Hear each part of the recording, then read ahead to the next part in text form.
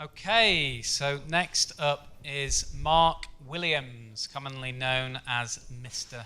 LinkedIn, and is widely regarded as one of the world's top LinkedIn experts. Following a career spanning 20 years in the recruitment industry, Mark spotted an opportunity in 2008. LinkedIn was starting to gain popularity, yet few people understood how to use it. So he set up a LinkedIn training business. He was before that he was the managing director of a recruitment firm, and then he decided to make a change. And so it was the first LinkedIn training business in the UK, and there were only a handful of LinkedIn trainers throughout the world at that point. Since then, he's trained thousands of LinkedIn users from a diverse range of industries and roles. He's also an accomplished keynote speaker, as he's about to prove to us. He's an author, award-winning podcaster with his popular weekly show, which is called Linked Informed. Check it out. Mark's passion for his niche, that's the correct way of saying it, not niche, yeah.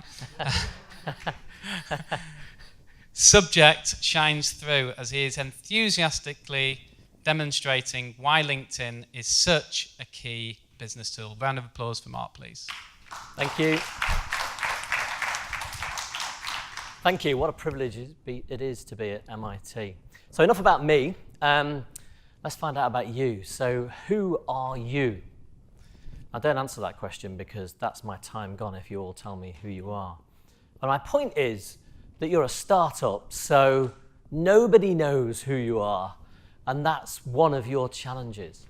So today we're going to start putting that right, because I'm going to show you how you can get better known, more visible on LinkedIn. Of course, it's not the only challenge that you've got.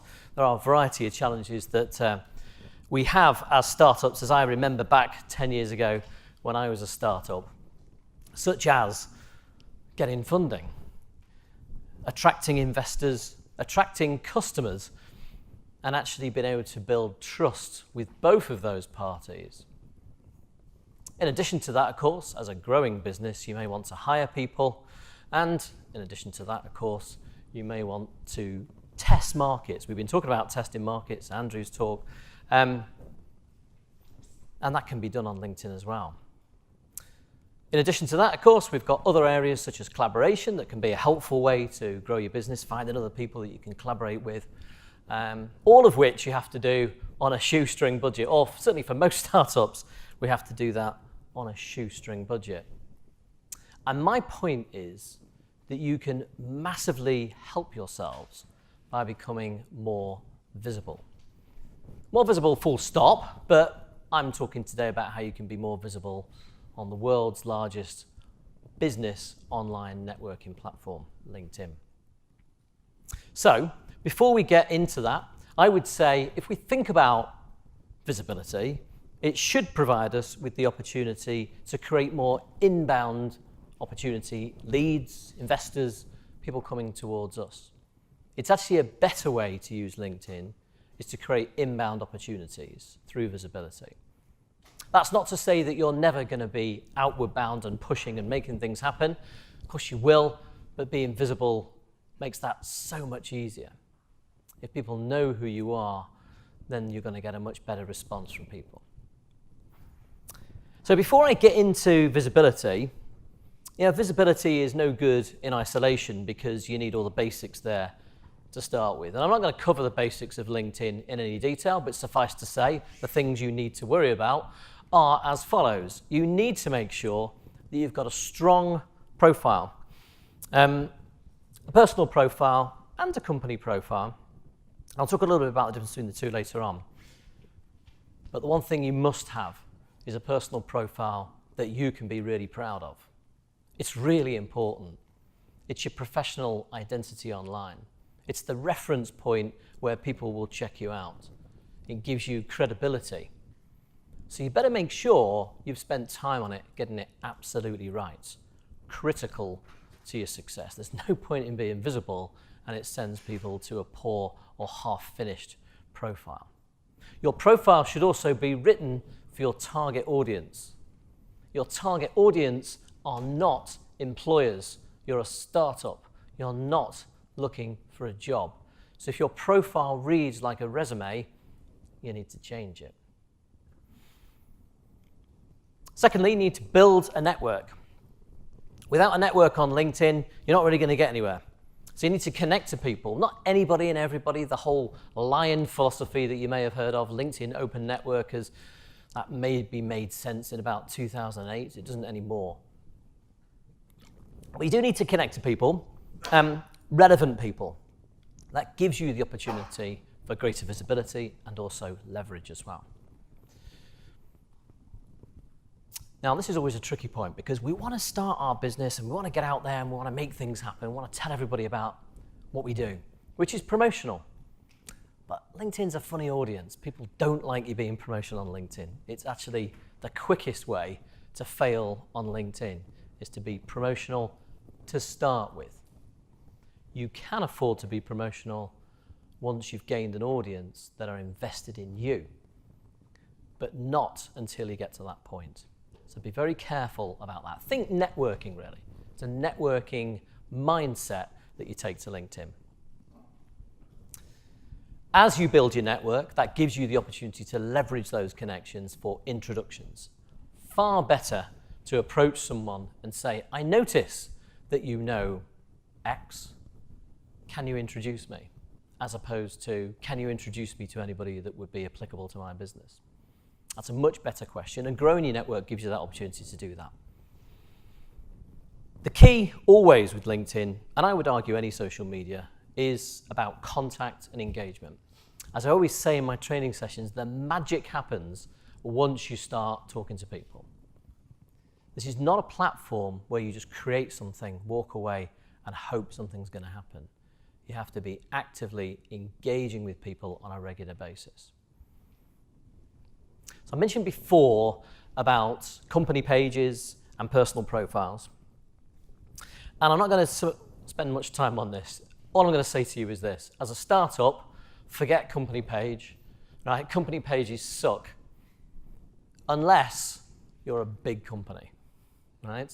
So maybe one day you'll want to spend more time on your company page. Initially, set it up. You need one. Certainly if you're going to run ads, you need one. And anyway, it puts the brand in your profile. And that's all good. But don't waste your valuable time posting from a company page to get an average of 2 likes and the odd comment every now and then, which the vast majority of company pages achieve that level of engagement. You'll get significantly more from your personal profile. Which reminds me of a story. A chap that I interviewed on my podcast about a year and a half ago, I think. A chap called Simon. Simon was working in the furniture industry. And in that industry, there's a lot of leather wastage. And they were throwing it all away. So he went to his boss and he said, the guy who owned the business, and he said, that leather that you're throwing away, all those scraps, he said, can I have them? Because I think I can sell them. And his boss said, yeah, sure, if you want to, take them. So he bagged it all up and he took it away and he started selling leather scraps or scraps of leather on eBay. And he made a bit of money doing that. But then he thought to himself, typical entrepreneur, he thought, why are people buying this leather? And then he realized they were making stuff out of it. So then he decided, okay, well, I'll start making stuff myself. And he made some belts to start with, and then he moved on to shoes. Simon then started using LinkedIn. So at startup stage, he's already on LinkedIn, he had an account, but he wasn't really using it. But at startup stage, he started using LinkedIn. Now this is Simon, the hand-dyed shoe company. And this is his profile on LinkedIn. You can see all the kind of imagery there that goes with his business. His story is really interesting and a great test case for how you can use LinkedIn to start your business and grow your business on LinkedIn. Strong personal brand. When he first set up, he was never promotional. He was incredibly authentic, and he talked people through the story of his startup journey. He started talking about the challenges that he had in growing that business. He also had problems away from business. He had mental health challenges, and he openly talked about them on LinkedIn. Something that people would think, oh, That's for Facebook, not for LinkedIn. But you'd be surprised. People started to follow him, understand more about what he was doing. The interesting thing, of course, this is a business-to-consumer market. Admittedly, his customers are the kind of people that are on LinkedIn. These shoes are not cheap. Even so, it's still a business-to-consumer market. But he started to gain really good traction because he had an audience that were invested in his story and wanted him to succeed. Just some examples of the kind of stuff that Simon does on LinkedIn. These posts are actually from the last couple of weeks. One on the left is an image post. And all he says on it is, "What do you think of my van, guys?" Goes on to say a little bit more. Picture of his van, 2,651 likes, 388 comments, over 200,000 views in the feed. Views in the feed on LinkedIn, by the way, are merely a page impression. Don't get too carried away with view number. The most important number is the comments. This one here is a native video on LinkedIn. 1,254 likes, 193 comments, 110,000 views. What's he doing there? Is he selling? Is there anywhere that he's saying, "Buy my shoes"?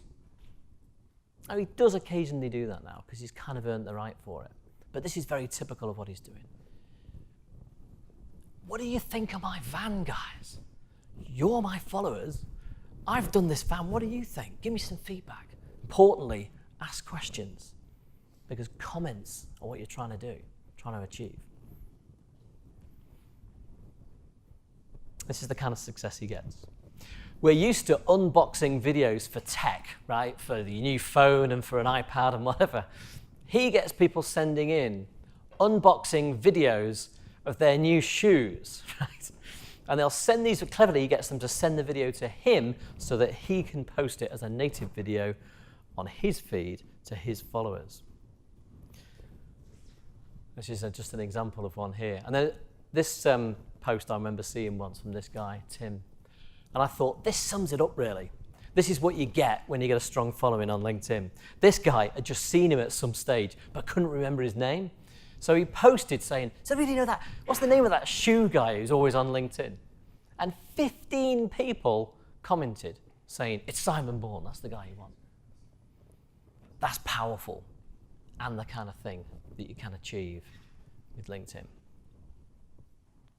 Now, before we get into the sort of tactical stuff here, as an overview, big picture if you like, the key to LinkedIn content is one simple, short word: empathy. It's not about you, it's about them. Know who your audience are and post accordingly. What do they like? What do they find interesting? What keeps them awake at night? What excites them? What intrigues them? Know your followers or your audience and post accordingly. Most people on LinkedIn talk about themselves. You have to earn the right to do that by posting about things that are of interest to your audience. That's the big picture. Let's get into the more tactical side of things. So, we have 5 different types of posts on LinkedIn now. Correction, 4. 4 different types of posts on LinkedIn now. Ones that we'll be more familiar with, we have image posts, we have video posts, native video posts introduced about 2.5 years ago. We have text-only posts, so you can just literally type text. And the new kid on the block is document posts. Not everybody will have document posts because it's a new feature that's rolling out at the moment. A percentage of you may have it, some might not. So in your homepage feed, it looks like this. So you've got the bit on the left where you can just type something, and then you've got the 3 different types of posts on top of that. So, what do you think, if you could only pick one of those, what do you think would be the most successful, measured on the basis of comments being the most important measurement? Video? Image? Okay. It's text. Surprising, right? But there is some kind of science behind this in terms of why that is the case. But text-only posts achieve far more reach than any other type of post because they attract more comments than any other type of post. Now, I'm not saying that's all you should do on LinkedIn. Not at all. Good content is about a mix of different media. And different things appeal to different people. And certainly, some things should be more image-based, some things are more suitable for video. All are relevant. But if you had to only pick one, it would be text only. This is some data that a friend of mine actually did last year. And you can see the numbers and how they stack up.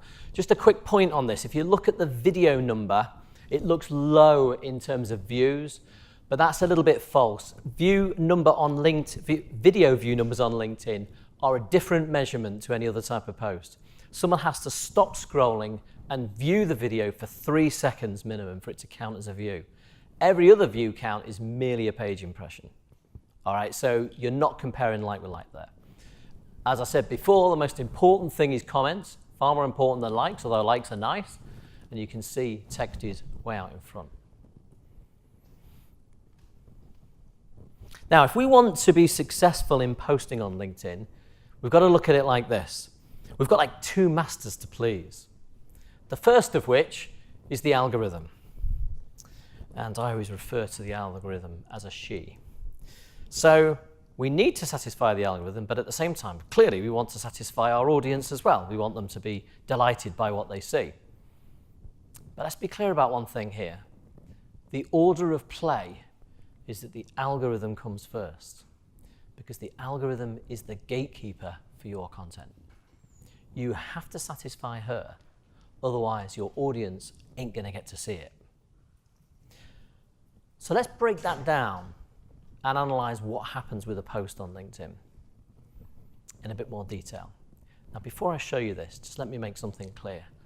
I don't know the LinkedIn algorithm. In fact, very few people do. LinkedIn, like most such organizations, are extremely secretive, and there will be a small amount of people in LinkedIn that actually know the answer to this. The rest of us work it out through trial and error. And this is based on my experiments over many years of testing this. So, you do a post on LinkedIn, you write something, this is a text-only post, and you click on post. At which point, that is sent to our friend the algorithm, and she has a good look at it. She looks for the words that you use, and she says, is there anything that we think is promotional here, or spammy? There's a whole list of words that she has that she knows are typically used in spam-orientated promotional posting. In addition to that, she's also looking for external links. Her job, her key performance indicator is how many people can I keep on this page? So if your post includes a link that takes someone away from LinkedIn, she's failing in her task. Yeah? And yet, how many people post external links on LinkedIn? There's actually more to it than just the algorithm, which I'll come on to in a second. Okay, so at that point, she goes, right, well, how many followers have you got? Followers, of course, are your connections, plus anybody that chooses to follow you on top of that. And she goes, right, we'll send it to a percentage. It will be low. We don't know the exact number. Unlikely to be more than 10%. It will be low. What she then wants to do is judge what happens next. So we've sent it to a test number, a small percentage of your followers. It appears on their homepage feed. What happens now? Do they click on the magical see more? Posts, if they are more than 3 lines, trigger something called a see more. If someone clicks on it, that's a hard sign, undeniably, that somebody is reading that post. The algorithm has no other way of judging that. But a hard signal like that is gold. So, that's good. What else happens? Do they like it, comment, or share it? And we think that this is around about the first hour or so. Might be 2 hours, we can't be precise, but it's certainly fairly instant, which means the timing of your posts are important. Following that, she then gives it a secondary boost. Now, one of the points worth making at this stage is there is some evidence to suggest that if you tag or @mention people in a post and they don't respond, then the algorithm will suppress the secondary distribution of that post. And I think the reason for that is there are lots of people that think it's really clever to @mention about 50 people. Or pick high influencers with massive followings on LinkedIn and @mention them. But they're never going to respond to the notification in a million years. So it's to prevent that. It's to stop that happening, or stop that being effective. So be careful who you @mention. Not many people, and with thought. These are people that I think genuinely will be interested in this, and I know are active on LinkedIn. From there, it's sent to more followers. Now, of course, the magical thing is if someone was to comment on that post, that then obviously increases the amount of comments, because you get the knock-on effect, because I've seen someone's post, I've commented on it, now my followers who know me see what I've got to say, and then they're dragged into the conversation, and on you go, and on you go. What this means, of course, is that the purpose of any post is to gain comments. Never do a post on LinkedIn without the intention of comments. That's the only reason to do it. That's the only way you're going to get eyes on it. Comments are absolute gold. Okay, so let's actually have a look at a post. Now, this is a post done by Janet Murray, who's a PR expert I know pretty well. 220 likes and 110 comments. It's a text-only post. Let's break it down. First of all, something in the first 3 lines grabs my attention. That's important. In the first 3 lines, you've got to write something that gets my attention, because only then am I going to want to click on the see more. It clearly has to be more than 3 lines to trigger the see more. Then we open it out and we see the full post. She's got a nice layout that's easy on the eye. By the way, that doesn't matter for the algorithm. There are people, experts out there, that say you should lay out your post with nice big gaps in it because the algorithm loves that. Don't believe that for 1 second. What actually is the case is it's just more than 3 lines. That's what matters.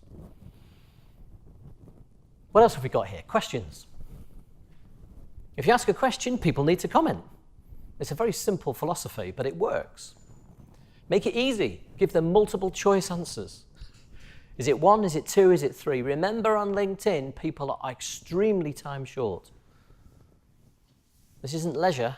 They're on business. They're at work. You've got to get their attention and make it easy for them to do what you want them to do, which is comment. She has also carefully @mentioned or tagged the right people. What she hasn't done is hashtagged it. To be fair, that post was probably before hashtagging had really started taking off on LinkedIn. There is an audience on LinkedIn that are very hashtag orientated, typically younger audience. A lot of people don't really care, but it doesn't matter. If you just add hashtags at the bottom of your post, it's not going to do it any harm, and it might actually help it be more findable. And that post, as you can see, got 220 likes, but 110 comments. I think it was about 50,000 views in the feed, something like that. All right, so let's look at the types of posts. So first of all, let's look at image posts. Image post here. This is someone who came on a workshop with me. She's an HR person, works in a hotel. I said, people are really interested in people and what they do. What's your focus? Recruitment. Great. What you want to do is get people to see what you do and what actually goes on. So she took a picture, very, very simple.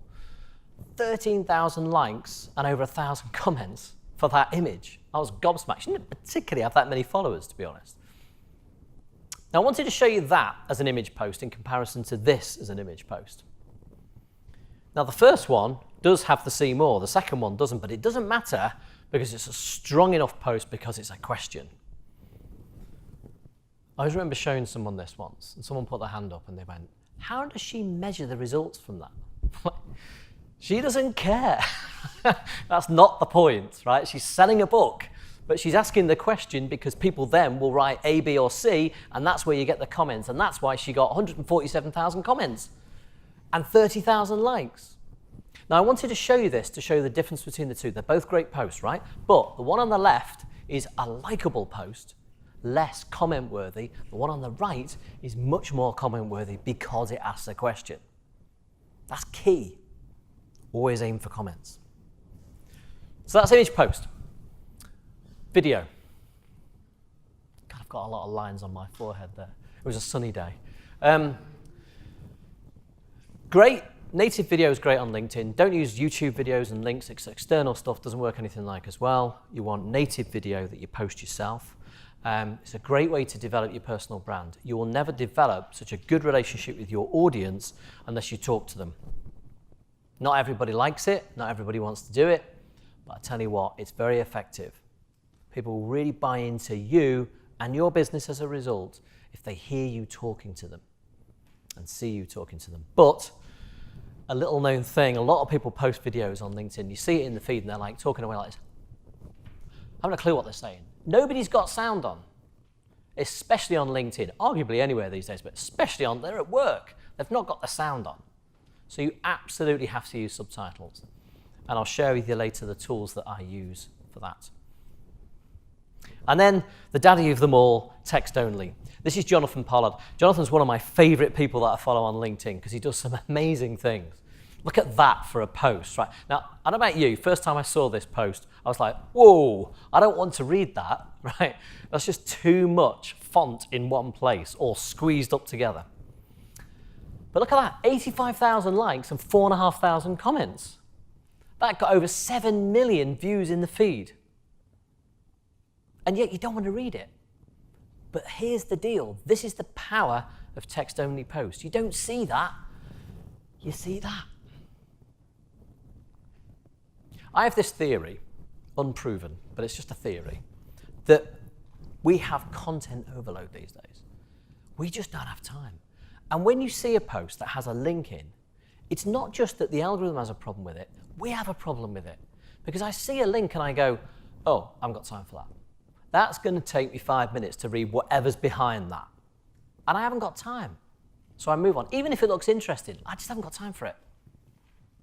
The great thing about text-only posts is they trick you. Because what happens is you see 3 lines. Guy with a Harvard MBA applied to be our operations director who had a meeting set for noon on Thursday. At 10:30, email says he might be 10 to 15 minutes late. Around 12:15, my officer reaches out to him, he responds, he rolls. What's next? So you have to click on the see more. And by that time, you're already reading it. So you've got to finish it. And it doesn't matter that it's like that. Clearly it doesn't matter. He got 4,500 comments. Great guy to follow. I'll give you his details later on. Very interesting stuff. The new kid on the block is document posts. This is a document post that I did. 138,000 views, 107 comments, 333 likes. You're getting false results from these at the moment because they're new.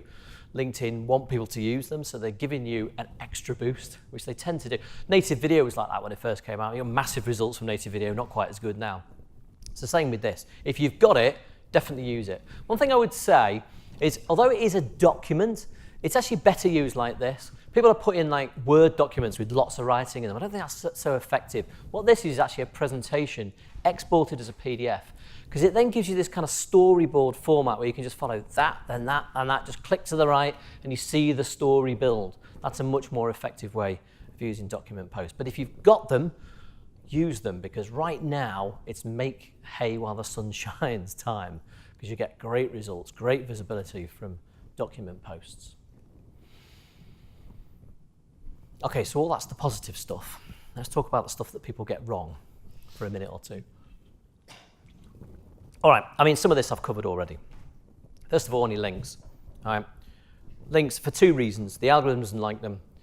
We don't like them. Because we don't like them, then the algorithm definitely doesn't like them. Because the algorithm just responds to what we do, right? Machine learning. So it goes, oh, nobody's taken any notice of this, so I'm not going to put that out to anybody else again. All right. So just ignore them. If you need, for good reasons, you really do need an external link in a post, do it this way. Do the post without the link. Post it, then go to the 3 dots, the top right-hand corner, go edit the post, and then put your link in. Remember that flow of how it works, right? The algorithm sees it when you first put it out and goes, is there any links there? No. Okay, that's fine.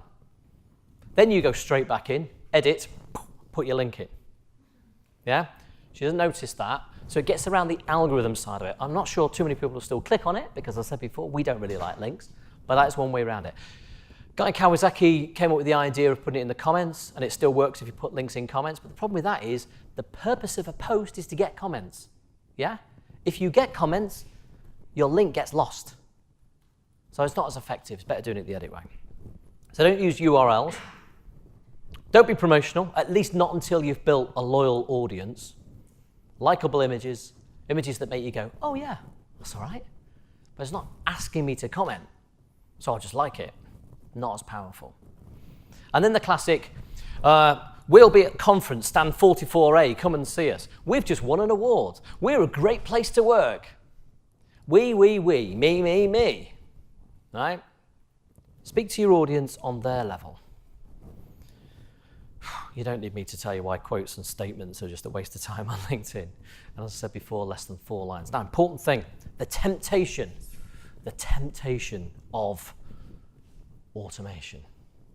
Because you're thinking, it sounds great, Mark, but it's a lot of work. I haven't got time for this. So how can I automate this? That sounds sexy. Problem is, you have to be very careful. I'm not completely against automation, but you need to be really careful with LinkedIn and automation.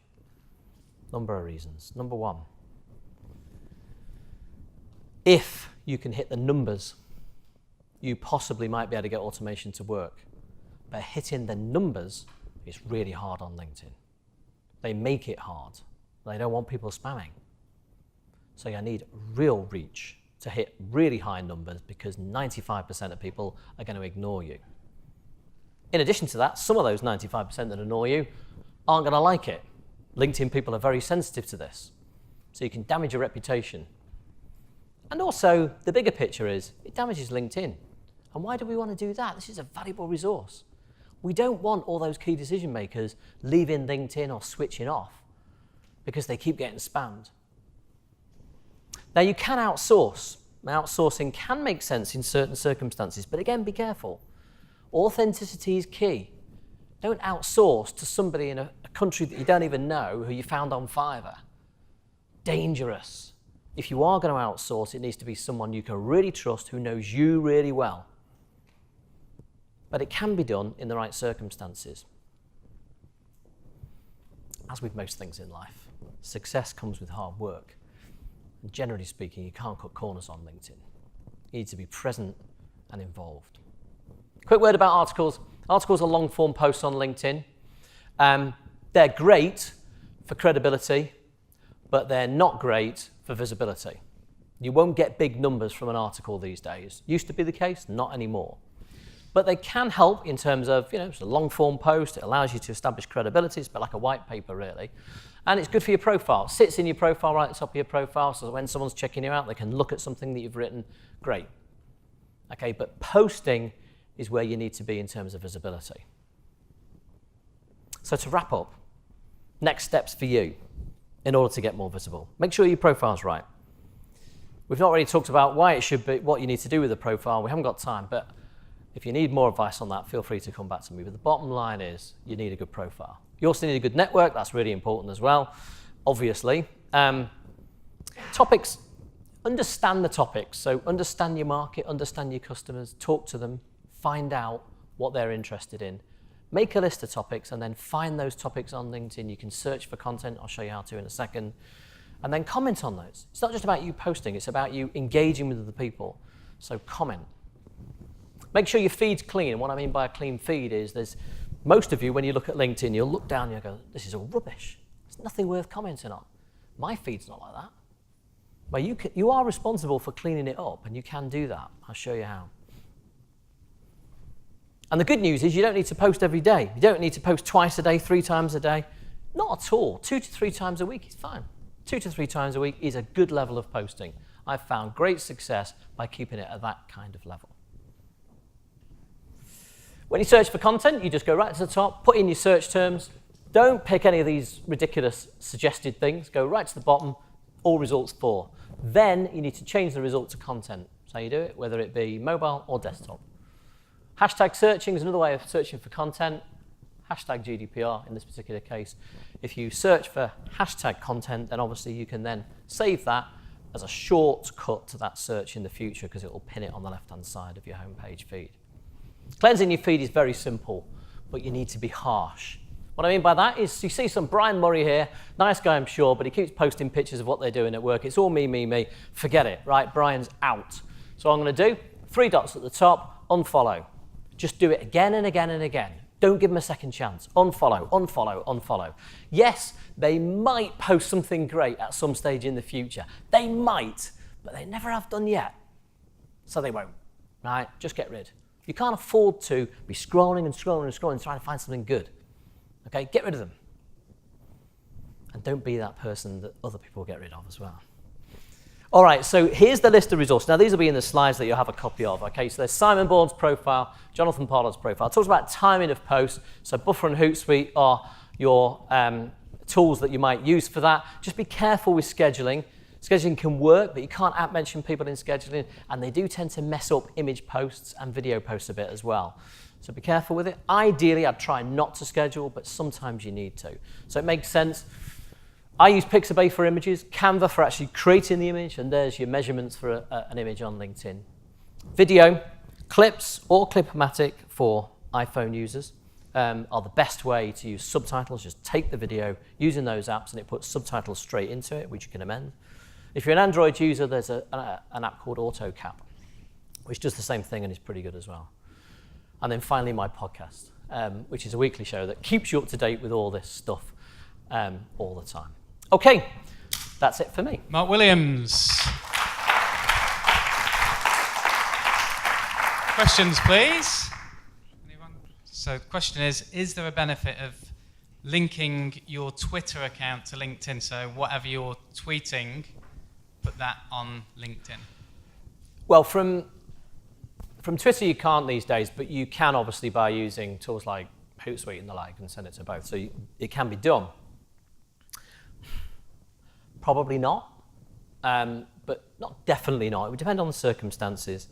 But generally speaking, I would say you want to be very specific about your audience, know your audience, and know that LinkedIn audience, and posting at the right times for that audience. Anything that is spread too thinly like that tends not to work as well in my experience.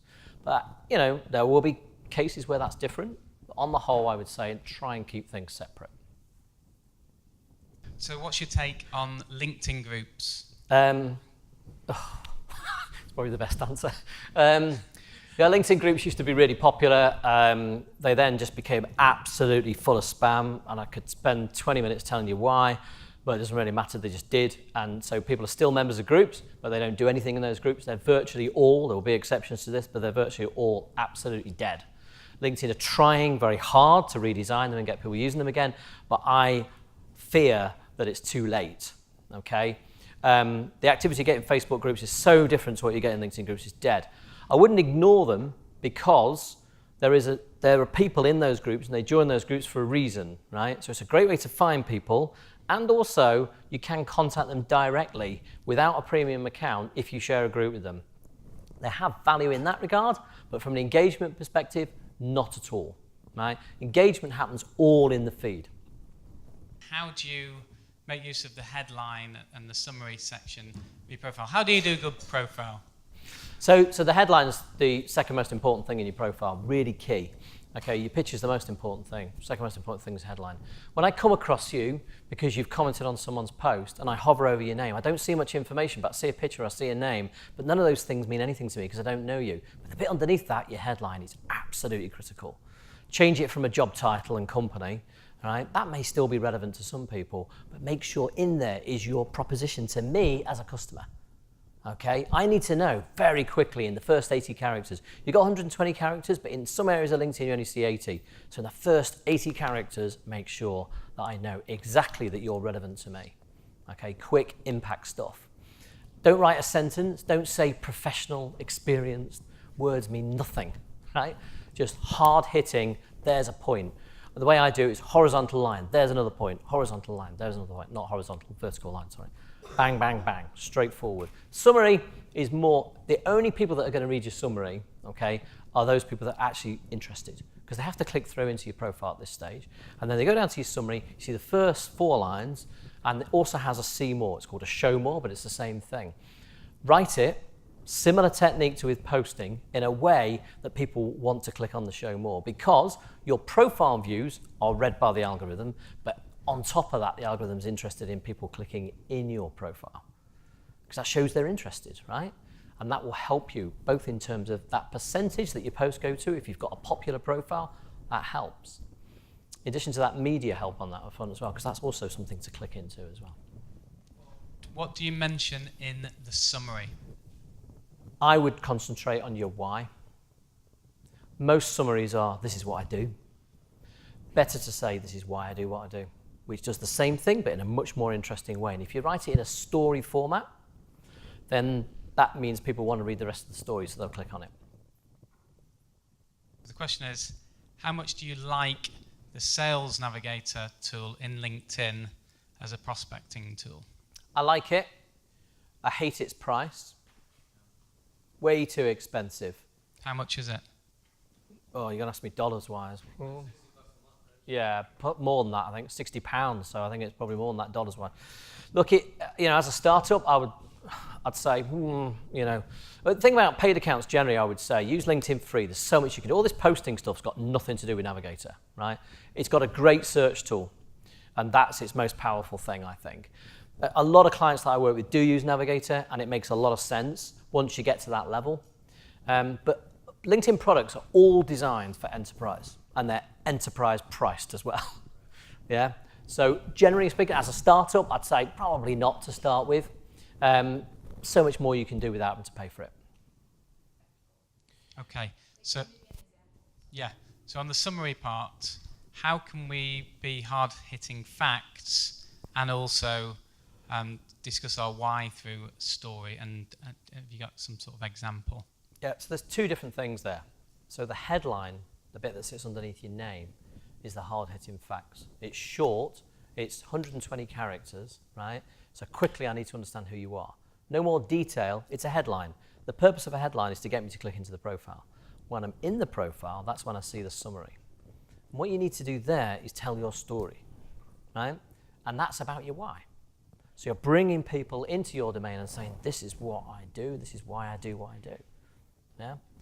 So an example would be, I always remember a really good summary by someone who I know was a personal branding expert, and she started off by saying a story that happened to her and I can't remember the exact wording of it, but it's something like, I was once in a meeting and this guy said to me, you're very much like this, aren't you? Right? Whereas I don't really like people like that. And she said, what would you do if someone said to you, and then it was ... show more, right? So it was kind of like introducing a subject, introducing something that made sense to the audience, okay, but in a way that was engaging and interesting. Summaries are, I think, the trickiest part of a profile. And what people do with summaries is because they go, oh, I'm sitting on the profile, and it says summary, and they go, all right, okay, I'll just go into resume mode. So they just give information about their background. But it's not really that interesting. Maybe to a recruiter it is, but if I'm a potential customer, I want to know about your story. Think about Simon Bourne, and he talks about his why and his passion for fashion and how he had to start from scratch. And all of these things are the things that people really buy into in a personal brand.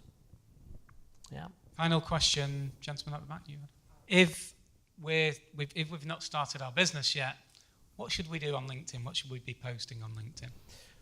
So if you don't know what your business is going to be and you're searching for ideas, then actually posting could be helpful.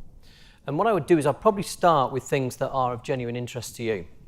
Right, it's pretty hard to run and grow a business on something that just doesn't interest you, right? I have tried it once, it's not easy. No matter how much money you think you can make of it, it's really difficult. So, it doesn't always have to be your greatest passion, but something that definitely interests you in some degree. So therefore, posting around that makes a lot of sense. But what I would say is start by engaging with content, right? Engage with other people's content and other people's posts to raise your visibility that way. From that will give you lots of ideas. It'll start to spark thoughts in your mind. You'll think, that's an interesting subject, and I've got a view on that. And don't be scared to have a view on LinkedIn. That's interesting to people. And that draws more people into the conversation. And through that, you start to build visibility. And you might not know what you want just yet, but you already have an audience out there. Right? Now, they might not be your exact audience that you're going to end up selling to, but it's still beneficial because that just gives you greater reach. Fantastic. Mark Williams, everyone. Thank you.